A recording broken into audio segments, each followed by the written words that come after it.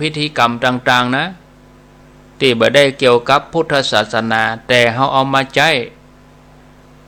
เอามาบริการเอามาทำเปิ่นห้องว่าผสมกันผนวกเข้าด้วยกันบ่ว่าในวัดนอกวัดยังการสืบชะตาการสะเดาะเคราะห์การอะไรอย่างมูเนี่ยเพื่อจะแก้ความสงสัยแล้วก็ความใคร่หู้ของญาติโยมอาจจะตรงกับใจของหลายๆคนเนาะศรัทธาญาติโยมอันนี้เฮาก่อนอื่นเฮาจะมาเข้าใจเรื่องการทำบุญเฮาก็มาฮู้จักบุญในพระพุทธศาสนาเฮียก่อนนะอย่างที่ว่าคนไทยเฮาชอบทำบุญก็คือฮื้อตานก็คือการฮื้อการบริจาคในบางทีก็ทำกันเป็นส่วนใหญ่จนกลายเป็นว่าเกิดจะทำบุญสักเตื้อก็จะต้องทานเป็นอันหนึ่งอันใดอันหนึ่งนะศรัทธาญาติโยมก็เลยบ่ล่ำหันไผ่ให้ความสนใจในเรื่องของการปฏิบัตินะอันนี้ศรัทธาญาติโยมการบุญมีอานิสงส์เด้อศรัทธาญาติโยมนะสิ่งที่ขาดบ่ได้ก็คือเฮาก็ต้องมีการรักษาศีล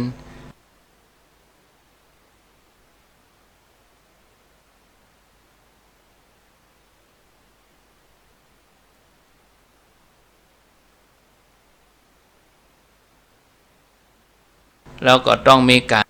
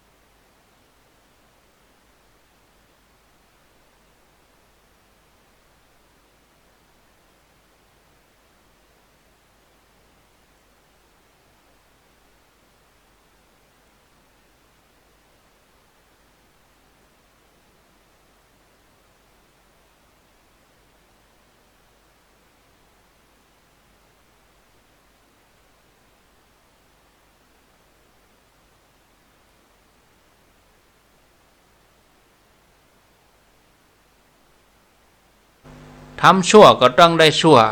บ่ใช่ทำชั่วแล้วจะไปได้ดีเนี่ยศรัทธาญาติโยมการที่จะทำบุญอะไรอย่างก็ตามเนี่ยพ่อแม่ศรัทธาท่านผู้ฟังบ่ใช่บอกเหตุผลที่จะได้ปรากฏเมื่อใดหรอกเหมือนเฮาปลูกมะม่วงปลูกลำไยเฮาจะหวังผลวันนี้ปลูกวันนี้จะได้กี่หน่วยวันนี้กะมันก็ใจกะมันไปได้อย่างเตื้อปลูกแต่ว่าก็จะได้กินเตื้อรู้ต้องมันไปยื้อไปใจต้นนี้มันตายก็เปลี่ยนต้นใหม่เข้าใส่ต้องหดน้ำต้องไปเอาหญ้าในทางพระพุทธศาสนาเปิ้นบอกว่าปลูกมะม่วงในวันนี้นะตีได้ก็คือต้นมะม่วงแน่นอนถ้าเฮามันดูแลมันใจใส่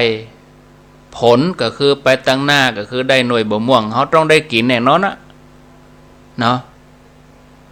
ศรัทธาญาติโยมแต่จะได้กินหรือบ่ได้กินอันนี้ก็บ่แน่เหมาะอาจจะได้กินหรือบ่ได้กินเพราะบางทีมะม่วงนั้นอาจจะเป็นแมงมะม่วงนั้นกิ่งอาจจะหักลมหลวงอาจจะปัดอะไรมาแล้วแต่เหตุแต่ปัจจัยแต่สิ่งหนึ่งที่การทำบุญจะบริสุทธิ์ก็คือทำบุญที่ใจแต่ศรัทธาเป็นตัวนำแต่ขาดปัญญามากำกับเนอะอันนี้สำคัญปัญหาเปิ้นอยู่ตรงนี้ปรากฏในสังคมเฮาอย่างบางคนก็ทำบุญจนหมดตัวเลยทุ่มหมดตัวบางคนทำบุญก็มีปากมีเสียงเพียงเถียงหัวกันผัวจะต้านเมียเมื่อต้านเมียจะต้านผัวเมื่อต้านทะเลาะกันทำบุญได้ตึงให้ตึงห้องอันเนี้ยศรัทธาญาติโยมอันนี้คือลักษณะของคนที่ทำบุญใจศรัทธาแต่บ่ได้ใจปัญญาเนาะก็เนี่ยพอได้หันว่าเป็นการทำที่เกิดความลุ่มหลงเมื่อลุ่มหลงก็หลงตังเนาะก็คือหันเปิ้นเนี่ยอันยังก็เนี่ยไปโดยเปิ้นเอาหยังก็เอาให้หมดเปิ้นฮับหยังก็ฮับให้หมดเฮาก็บ่ได้ประเมินตัวเก่าเฮาก็พอตัวเก่าเนาะศรัทธาญาติโยมท่านสาธุชนทุกท่านอันนี้ฉะนั้นหากกึศที่จะทำบุญถ้ามีโอกาสก็ขอให้เพิ่นว่าถ้าเกิดศรัทธาก็ให้ทำพอศรัทธาบางทีบัดแน่บางทีเฮาเกิดศรัทธาเฮาก็ทำเนี่ยบางทีวันนี้ศรัทธาวันพุธอาจจะบ่ศรัทธาเมื่อเกิดศรัทธาเฮาควรจะรีบทำบ่ควรจะปล่อยโอกาสนั้นให้หลุดไปถ้าว่าโอกาสนั้นหลุดลอยไปก็อาจจะบ่มีโอกาสเห็นแล้วเนาะศรัทธาญาติโยมอันนี้การทำบุญนั่นศรัทธาญาติโยมที่ท่านผู้ฟังญาติโยมจังเคยได้ยินคุ้นหูว่าทำบุญแบบน้ำคว่ำขันเนี่ยเป็นอย่างไรทำบุญแบบน้ำคว่ำขันก็คือว่าเมื่ออันยังไปแล้วก็บ่ต้องไปปรารถนาจะได้คืนบ่ต้องหวังผลตอบแทนคือแล้วก็นะบางทีก็หวังจะเปิ้นยกย่องชมเชยนะอันนี้มันถูกแต่เฮาแบบสละขาดตัวไปเลยเหมือนกับน้ำที่อยู่ในขันนะแล้วคว่ำลงไปต้องอยากได้คืนแต่ว่าก็มีหลายคนนะที่ใครได้คืนเคยเอาสิ่งของนี่ไปให้คนนั่นเกิดว่าวันหลังเปิ้นจะเอามาให้เฮาพ่องศรัทธาญาติโยมหรือแม้แต่ให้อันหยังก็หวังว่าอย่างน้อยที่สุดเขาจะชื่นชมยกย่องสำหรับในทางพุทธศาสนาเปิ้นสอนให้ว่าบ่เคยที่จะต้องไปใส่ใจเรื่องหมู่นี้นะพระพุทธเจ้าตอนที่เปิ้นเป็นโพธิสัตว์เนี่ยศรัทธาญาติโยมเปิ้นก็ปั้มเป่งแบบตาลแบบคว่ำขันเหมือนกันนะตานะปารมีเนี่ยสามารถให้ได้ถึงวัตถุถึงร่างกายแม้แต่ชีวิตของพระองค์เองให้ได้ทันทีตัวอย่างเฮาถ้ามีคนตาบอดมาขอแกนตายข้างเนี่ยเฮาจะจกออกก็เฮาสละก็เจอว่ามีไผกล้าหยะ แต่พระพุทธเจ้าตอนที่เปิ้นเป็นโพธิสัตว์เปิ้นเอาฮื้อทันทีเลยนะสำหรับเฮานี่ถ้าทำบ่ได้อย่างโพธิสัตว์เจ้าเฮาก็ขอทำแบบก่อยเป็นก่อยไปเนาะภาษาละอ่อนว่าไปทีละสเต็ปพยายามสละออกไปทำสิ่งภายนอกออกไปให้ได้เหี่ยก่อนสุดท้ายเฮาก็มาสละอารมณ์ที่เป็นสนิมอยู่ในใจของเฮา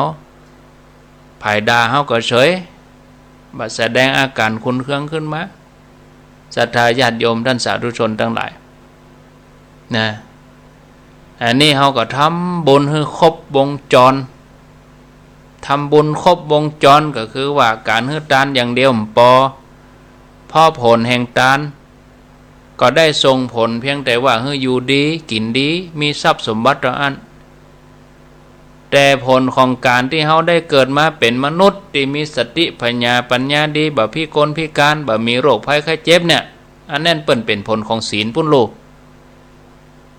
จะไปเกิดแต่ฮื้อเฉพาะทานเนี่ยศรัทธาญาติโยม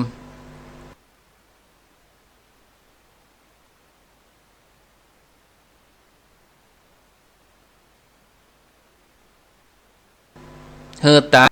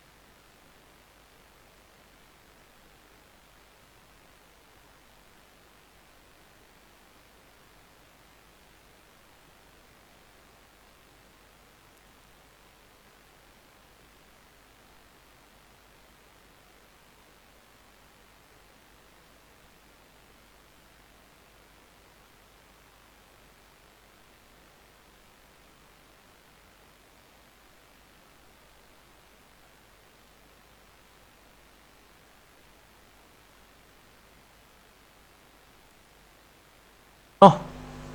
พอออกไม่ออกเนาะอยู่โดยคนหลายอย่างญาติโยมเขาซ้ำให้เนาะชีวิตคฤหัสถ์ญาติโยมต้องพบปะคนหลายอย่างต้องมีความอดทนสูงอยู่กันครอบครัว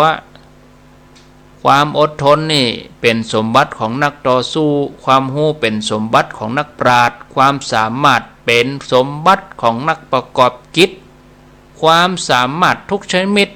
เป็นสมบัติของผู้ดีนี่หรอเอาผมกำบ่จะจำได้ก็ความอดทนเป็นสมบัติความรู้เป็นสมบัติของนักปราชญ์ความสามารถเป็นสมบัติของนักประกอบกิจความสามารถทุกชนิดเป็นสมบัติของผู้ดีนะอันนี้ก็เดียวศรัทธาญาติโยมต่างเมืองฝางก็ก้อยไปต่อกันชั่วโมงหลังเนาะแต่ฝ่ายหินนี่ก็เดียวก็ตึก5 โมงเนาะเอาอย่ามาฟังญาติโยมแห่ง20 นาทีเนาะโอ้เว้ยเหมือนกันรุ่นนี้จะได้2 ชั่วโมงแล้วรุ่นนี้16:40 นาทีวันพุธก็ ฟังถ่ายทอดเนอะญาติโยมเนอะถ่ายทอดที่ไปตาลนั้นไปตานกฐินนะที่ศพเดินนะสถานีฝ่ายหินเปิ้นจะถ่ายทอดเสียงให้ฟังเนอะพอออกไม่ออกเฉพาะที่ FM 104.50 นะแล้วก็รับฟังกันตึงเฟซตึงเว็บไซต์สถานีนี่มันแน่ใจเนาะวันพุกนะแต่ว่าเปิ้นก็ถ่ายทอดนั่นนะถึง2 วันเลยวันที่19กับวันที่20ประเด็นนี้เจ้าหน้าที่เปิ้นก็คงจะเดินทางไปถึงปุ่นแล้วเปิ้นเดินทางไปตอนบ่ายแล้วเปิ้นก็ไปถึงศพเดินเปิ้นก็คงมาแลง 4-5 โมงแลงติดตั้งอย่างเรียบร้อยก็คงจะถ่ายทอดวันพุกนะก็ขอบคุณไว้ล่วงหน้าเนาะเพื่อศรัทธาญาติโยมได้ฟังความเคลื่อนไหวการทำงานของพระสงฆ์อย่างน้อยถึงแม้จะบ่ได้ทำเป็นอย่างใหญ่โลใหญ่หลวงใหญ่โตก็ขอให้เป็นส่วนหนึ่งที่ได้สนับสนุนกำจุนกันในฐานะที่พระเจ้าพระสงฆ์ที่เฮาอยู่ด้วยกันนี่เฮาจะไปละกันเฮาอยู่ด้วยกันเนี่ยเฮาจะต้องดูแลซึ่งกันและกันนะญาติโยมเองก็เป็นกองหนุนคนละเล็กละน้อยพระเจ้าพระสงฆ์เพิ่นได้ยินญาติโยมประพฤติปฏิบัติญาติโยมใส่ใจดูแลก็ถ้าอีกก็เป็นกำลังใจกันแล้วนะอย่างวันพุกที่อาตมาเขาจะไปนี่ก็ไปกันด้วยใจเพราะหันว่าท่านสาธิตนี่เปิ้นตั้งใจทำงานเป็นพระหนุ่มพระตั้งใจทำงานแต่เอาไปทอดทิ้งกันเฮียก็เปิ้นก็ว่าโอ้สิ่งที่เปิ้นทำไปเปิ้นตั้งใจทำไปเนี่ยเป็นจะได้ว่าภัยบาหันเจตนาเอก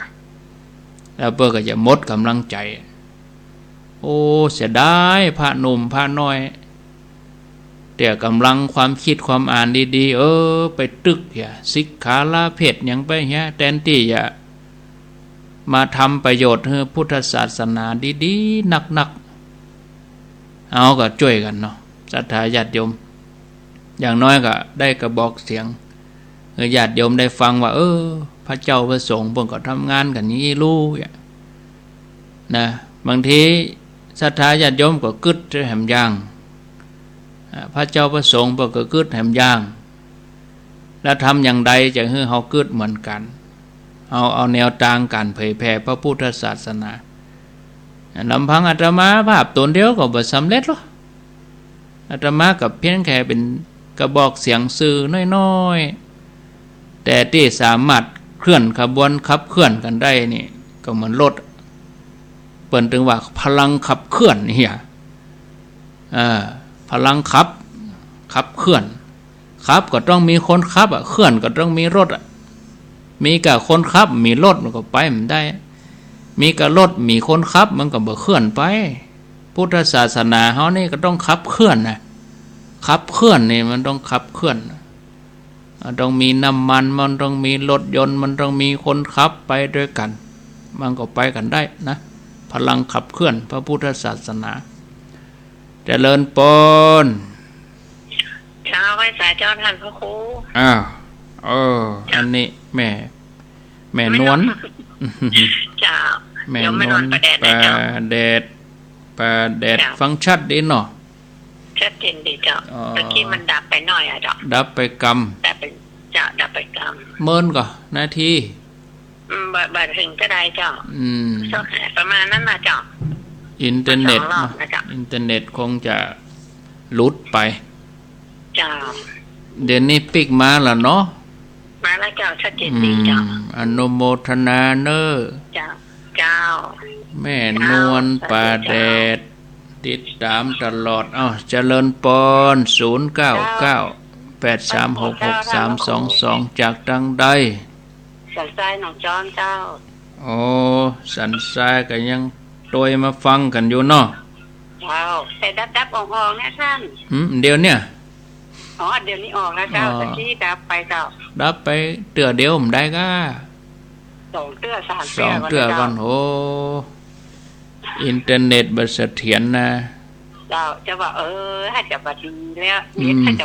ลุกไปแล้วแก้ฝนจะตกนี่เนาะอินเทอร์เน็ตนี่บันเน็ตสักฟ้ามันห้องอ๋อตั้งปูนฟ้าห้องกันแม่เจ้าฟ้าห้องเจ้าโดยหล่อนี่แดดแช่แรกวะเดี๋ยวนี้ยังมืดอยู่เลยโอ้โดยหล่อนี่แดดแห้งเหรอตะกี้เป็นลมมากามแล้วก็กามไปละ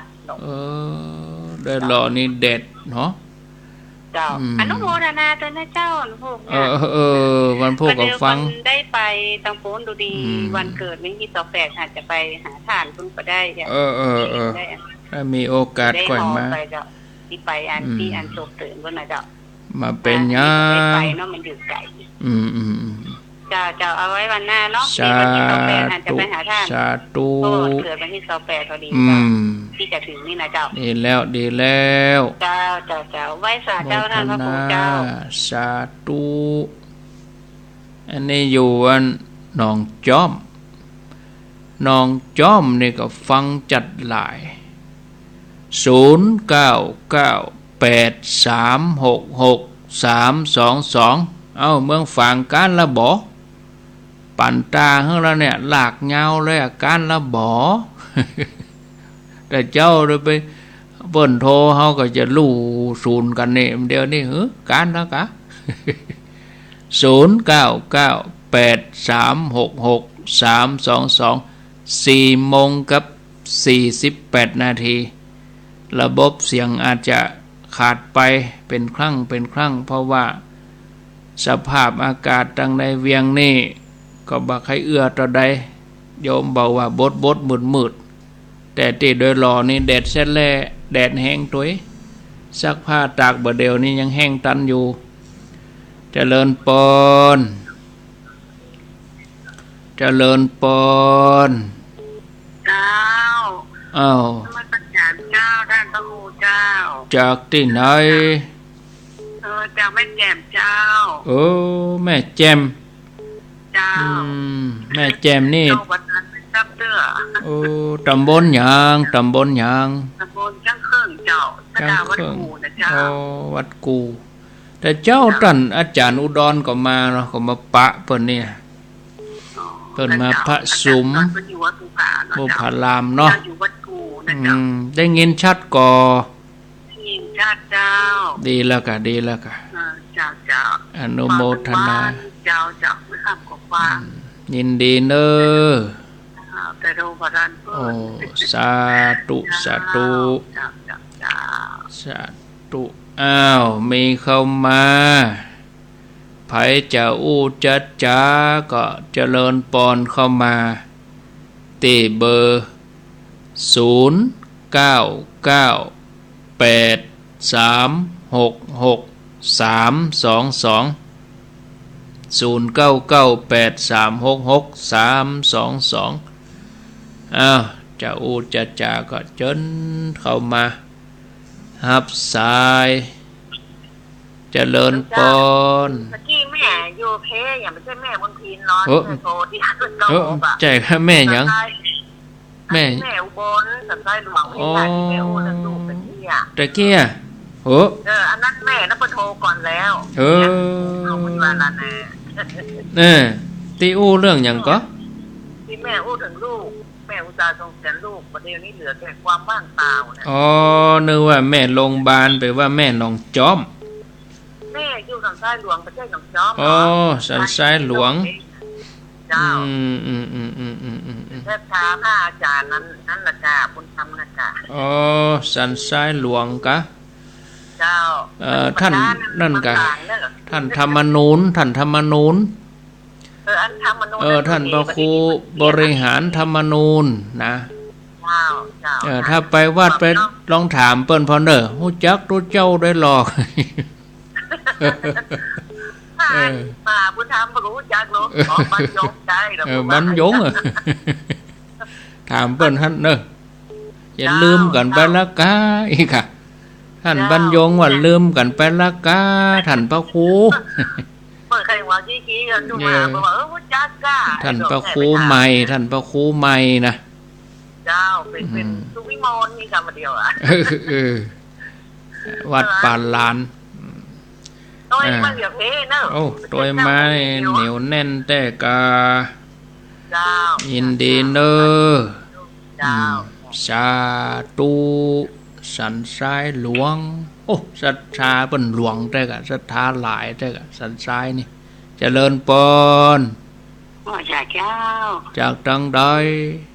จากแม่แจ่มเจ้าแม่แจ่มนี่ตำบลหยังฮะตำบลช่างเครื่องเจ้าอยู่บ้านหยังแม่บ้านตองงาเจ้าต่อเรือเจ้าต่อเรือมีกฐินเมื่อใดต่อเรือวันที่ตลาดที่5วันที่หลวงปู่จะไปลืมแล้วจะลืมไปแล้ววันที่5กับวันที่9มื้อนี้วันที่5ก็ข้ามกับไปได้พุ่นนะจำดีๆกะกฐินวัดเฮาอ่ะต่อเรือเนาะฟังกันถึงวันเนาะอายุแม่ได้78ฟังกันตลอดเนาะฟังตลอดไม่ได้โทรมาได้เจ้าดีแล้วโทรมาด้านเพื่อนโอ้เป็นหยังเป็นหยังโทรมตันกันเป็นหยังนอฟังกันได้ฟังเนาะคะแนนฟังเดินหน้าออกตัววันนี้บัดตันวันหน้าก็ตันกับฟังไม่เจ้ากับฟังโอ้โหดีแล้วบ้านเพลมันออกตี 5เพิ่นออกตี 5เพิ่นเปิดนอกไว้บุหานอกเปิดเนี่ยเพิ่นเปิดตี 5เนาะเปิดเวลาตี 5เจ้าไว้สาเจ้าโอ้ยินดีเนอะไปไหนแม่ก็จะเห็นนะโอ้ได้ไปกับพวกนอยกชัดถาดพวกนอยกชัดถาดพวกนอยกชัดถาดนี่ไปกาโอ้ไว้สาเจ้ายินดีเจริญปนจ้าไว้สาจ้าท่านพระครูอันนี้อยู่ที่ไหนจัดกรมเจ้าแม่บุญกะเจ้าแม่บุญน่ะเจ้าแม่บุญกัดก้อมโลนี่จ้าโดยมาเพ่กันเนาะแม่บุญเนาะเจ้าโดยมาฟังวัดอ่ะแต่เจ้าก็ฟังแต่เจ้าลูกฝ่ายหน่อยเป็นยังชัดเจนดีกว่าแม่บุญชัดเจนดีเจ้าโมทนาแม่บุญเด้อไว้สาธุเดี๋ยวฝ่ายหินตึก5 โมงแล้วเดี๋ยวเมืองฝางก็ต่อถึง6 โมงไปเลยขึ้นเหนือติ๊กๆอันนี้เจริญปนกรรมนมัสการเจ้าจากตังใดจากแม่อายเจ้าแม่อายอยู่บ้านอย่างอำเภอแม่อายอยู่บ้านจอเจริญเจ้าบ้านอย่างก็บ้านจอเจริญอีกอะเจ้าได้ยินทีก็ได้ยินชัดดีเจ้าป้อยดีก็ป้อยดีขนาดป้อยนี่อ่อนคำหูจักยังเป็นป้อยตุลุงป้อยดีเจ้าป้อยดีฟังทีเป่งป้อยเนาะเจ้าฟังกันไปเนอะก็เดี๋ยวต่อแถมชั่วโมงนะเจ้าไปฟังก้านกันเตียนติดหน้าจะเปลี่ยนตุลุงยองนะติดหน้านี่ก็เปลี่ยนกันไปคนละติดเลยอ่ะมันรู้ต่างดิเจ้าโมทนาเจ้าแม่เปิดฟังตึงวันนะเจ้าดีแล้วตี 3เปิดก็เปิดฟังลานเจ้านอนตั้งนอกเจ้าก็ฟังตัวเปิดรับตื่นตาเจ้าโมบรรยากาศนะเจ้าเป็นยังเนอะแต่เจ้ามีปัญหาสักน้อยให้ลองว่ามาก่อนที่จะเข้าพรรษาเนาะอันเขาได้ตั้งจิตแล้วว่าเขาจะไปนั่งกรรมฐานให้มันจนออกพรรษาแบบมาคาศีลเนี่ยเนาะแล้วทีนี้วัน4 ศีลที่จะออกพรรษานี่นะมันมีงานขาวดำแล้วท่านพระครูที่วัดฮะคนว่าคืนนี้งดสวดว่ะแล้วเขาก็ใจเขาก็ได้หามันเหมือนกับเขาบ่ได้ออกพรรษาอ่ะเจ้าคำใจก็มันคำใจว่าเจ้ามันยังได้หาพวกเขาตั้งจิตไว้แล้วเจ้า แล้วก็เนี่ยได้ก็แล้วปิ๊กมาก็สวดคนเดียวก็แต่สวดนี่เฮาก็สวดเป็นประจำอยู่เจ้าอยู่ที่บ้านนะก่อนนอนเฮาก็กราบพ่อกราบแม่แล้วก็สวดอยู่แต่เฮาเหมือนสวดกรรมฐานนี่เฮาก็บ่ได้ก็ต้องหาอาจารย์สิท่านพระครูเพิ่นนำเฮาเนาะเจ้าอ๋อคำใจตัวนี้เดี๋ยวรอฟังในวิทยุเนอะเจ้ารอฟังเลยจ้าท่านอาจารย์วิศวัตว่าเอาต่อไปเลยเองเหรอได้ฟังกันถึง6 โมงป่ะนะถึงไหนถึงกันถึงไหนถึงกันฟังกันไปต่อไประบบพักแล้วเนาะก็จะมีช่วงเห็นน้อยยังเห็นสัก2-3 นาทีเดี๋ยวก็ว่าต่อไปเลย104.50 ตอน2นี่ก็จะเป็นเต็มเรื่องราว1ก็ฟังกันไป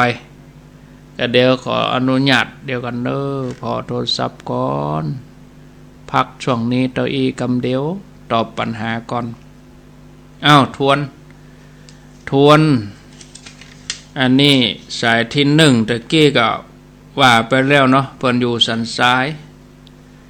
สายที่2ก็แม่จงดีเปิ้นอยู่ฝาง3แม่ใจชื่อแม่ใจแต่ว่าเปิ้นอยู่ฝางสายที่4ก็แม่นวลป่าแดดสายที่5ก็สันซ้ายหนองจ้อมสายที่6แม่แจมจังเคิงสายที่7ตะกี้แก้ไขเนอะว่าพระเจ้าไปใจอยู่โรงพยาบาลล้านนานะพระเจ้าอยู่สันซ้ายหลวงนะว่าขออภัยจำผิดเนาะเสียงเหมือนกันคนเหมือนกันเนี่ยเสียงก็เหมือนกันต่อไปสายที่9อันนี้ก็แม่บุญกัดก้อมสายที่10นี่อยู่แม่อายมีคำถามตอบคำถามที่อยู่แม่อายนี่ว่าคนเฮาอยู่ที่ความแล้วใจอันนี้โยมคำใจวันนั้นเปิ่นได้สวดเพราะว่าเปิ่นมีขาวดำเปิ่นก็หันละพระสงฆ์เปิ่นก็ต้องไปร่วมงานขาวดำศรัทธาบางส่วนเปิ่นก็ต้องไปร่วมงานขาวดำก็เลยคำใจเหมือนบ่ได้ออกวาษาเว้นสวดไปวันก็เป็นอย่างโยมเนอะเอาก็เว้นวันแล้วก็เอาก็สวดแท่งเข้าไปกะศีลหน้านี่เขาก็ไปสวดแท่งเข้าไปมาเจ้าก็ได้ไปวัดเขาก็สวดคนเดียวท่านก็ได้อันที่ก็เหมือนจะไปสวดตึงหมู่เนาะอันนี้ถ้าเขาจะสวดก็ทุกขณะทุกเวลาอากาลิโกทุกขณะทุกเวลาไม่จำกัดการนี่การสวดนี่นะถ้าโยมคิดว่าขำใจอยู่หั่นก็เอาใส่เห็นหรอใส่เห็น2 วันกะเริ่มวันนี้เลยก็ได้รู้ขอโทษนะยังเฮาเสียแก้ววัดแตกไปแก้วก็ใส่2 ใบแตกใบใส่2 ใบอันนี้เฮาได้สวดศีล1เฮาก็ใส่2 วันกะเนาะความจริงก็บ่จำเป็นต้องวันศีลก็ได้โยมก็ถึงสวดถึงวันอยู่แล้วแต่ที่เขาเอากรรมฐานวันออกพรรษานี่ก็เหมือนกับว่าต้องสวดวันนั้นอย่างเดียวก็เนี่ยได้มันเหตุสุดวิสัยบางฮื้อคำใจก็ซ่าเหียกะไปสวดเถอะเนอะวันนี้วันที่18 19 20 21อันนี้ก็ดีละทำไปบ่ต้องไปคำใจโยมนะทำมาตลอดทำมาสุดวาษาแล้วจะไปเอาใจไปเวิ่งเหี่ยวันสุดท้ายจะได้เนาะเพื่อปอดจะเข้าถึงเส้นชัยหันแล้วนะอันนี้ก็บ่ต้องไปขำใจอย่างเฮาสบายใจกึดถึงที่เฮาทำมาหันกะตั้งแต่เริ่มเข้าวาษามาหันเฮากึดถึงตอนที่เฮาทำมาตลอดมาถึงวันสุดท้ายเป็นอย่างเฮาทำมาเต็มที่แล้วลูกเอาทำมาเต็มที่แล้วแต่ถ้าบ่เคยทำเลยนี่ก็มาทำสุดท้ายนี่ก็น่าง่อมใจเนาะน่ามองใจไปวัดก็ไปเข้าวาษามาออกวาษาตลอดพรรษาได้ญาติกรรมได้ทำกรรมอันนี้น่าง่อมใจกา บัดถ้าไปขำใจบัดถ้าไปง่อมใจอย่างนั้นอุตส่าห์ทำมาตั้งแต่เข้าวัดสามาแล้วโอ้จะไปเอาใจเวิ้งกับบัดได้ออกวัดสาวันเดียวเป็นอย่างบัดใจปัญหานะก็ขออนุโมทนาบุญด้วยที่ได้เนี่ยได้ทำมาตลอดเนาะเอาเน้อศรัทธาเดี๋ยวอาตมาภาพจะพักเหตุสักกรรมเนาะฉันน้ำฉันยังเหตุสักกรรมเดี๋ยวไปปะกันชั่วโมงสุดท้ายเน้อชั่วโมงสุดท้ายฟังธรรมะบรรยายอาจจะเข้มข้นหน่อยเนาะไก่ขำแล้วเหรอแม่แจมก็ยังฮับกันอยู่ก้านี่ไปถึงปุ่6 โมงฟังกู่กันไปโชคดีมีใจเนอพักกำเดียวฟังไหลหนีไปไหนเตือนเนอเดี๋ยวไปต่อกันแต่มัน1 ชั่วโมงเจริญพร